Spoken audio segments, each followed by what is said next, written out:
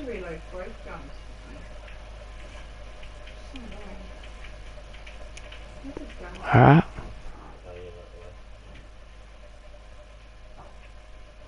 Have you... Nah, are you on the computer? And you're in that gaming, that Google gaming site? Type in youtube.gaming and then go to the first website. Hang on seconds.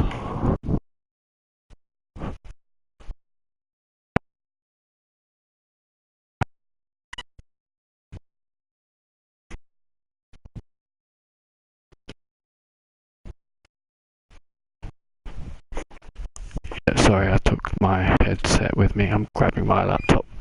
So you're on the YouTube gaming website? Oh, you got me now? So you got the broadcast?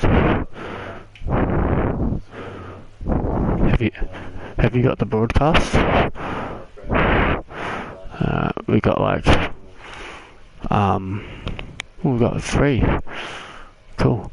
Alright guys, well I have good news and bad news. The good news is the racing has been awesome. The bad news is there's about 17 minutes until the next race, so what I'm going to do is go in to a qualifying and put out some laps and see if I can't improve my setup, because I've just touched base on a new setup for this BMW M4 that I've painted, and it was nice, a lot nicer. I'm not sure if it was quicker because I wasn't looking at the lap times, but it was but it felt good, you know, coming out the corners. Like you could push it too, which was nice. It's always nice when you've got a setup that lets you push and feel comfortable in that moment with the steering wheel and the pedals. Bear in mind, I'm also doing a little bit of laptop work here, but if you guys play this game and are watching this because you can't, you might be out for the day or something. This is competing in the GR4 series, and this is some of my setup. So I'll lower the rear a little bit. Sort of, I'm pretty sure I touched that up a bit, made the rear a bit more stronger in the rear in terms of roll. This as well, this was 55, this came down, and that helped nicely, but I'm a bit scared to put it to 1. I nudged that out 5.5, haven't touched that.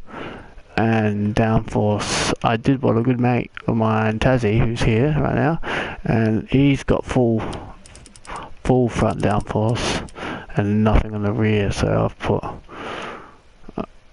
my car being a bit heavier, I've put a bit less downforce on the front there. So yeah, if you guys got any comments, also I'm going to check in the next lap what max speed I'm getting, but this setting is nice. I'm getting the top speed at the end of the straight. This track's got some nice hills as well. It's working really good on there.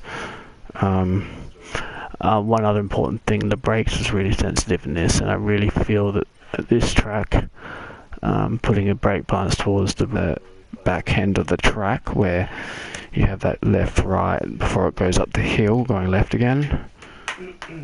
I'm about to just get my wheel and that ready, and my own setup ready. You there, Tazzy? Yeah. So yeah. Really? Like quite a lot, or is it just my voice? Well, on the broadcast or in the YouTube, in the what do you call it? Hopefully it's not coming through the broadcast. I've been looking at the same button for a minute and trying to do what I'm doing because I'm thinking about something else. Now I am in. Yeah, I'm just gonna exit out of this, fellas. Bear with me. I'm coming back into it. I'm just on the wrong. I actually have to enter the race. I didn't do this before. I just went to the qualifying. You got to be careful of that, because I want to stick in qualifying for the next 14 odd minutes. So that's the way to do it. Now I've got this yellow writing at the top. The entry period is now in progress. Matching will start in 13 minutes and 48 seconds. Now I'm gonna be good. So I need to try and get a better qualifying time, guys. So if anyone got any comments, pop them in there.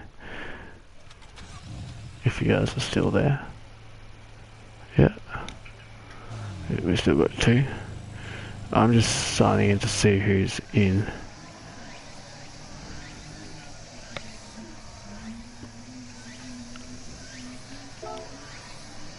And then my driving options, if you guys want to see.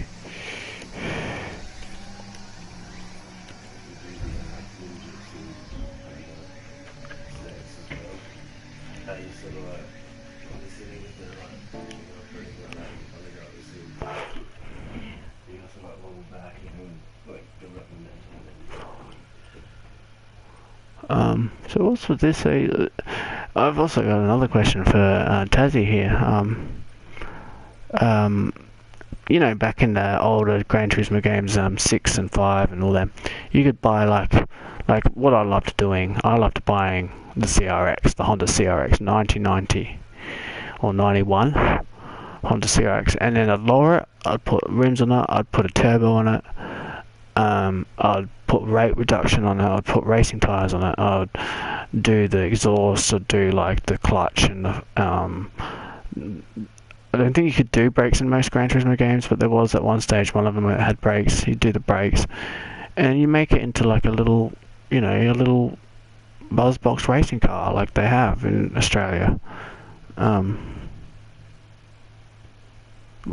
You can't, Tassie, if you can hear this, you can't do that anymore. You can't get a stock car and put a, you know, an aero kit on it and lower it and, you know, tune the engine. None of that's in there anymore, is it?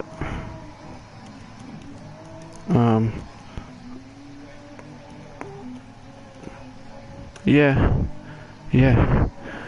that's it. So, looking at this screen now, we can see that I'm 4th fastest out of my friends. Tassie Tiger, who's on the channel with us now, that's nice. Well done, man. How do you think you got that time? What do you think the key was? Was it? Have you been around that time a lot, or? Yeah, I mean, what? Practice? Where were you struggling? Where did you finally nail that time? Where do you think on the track you gained the most time? Was it little bits here and there, or was there a Pacific corner where you gained 1.5 seconds or something, for example?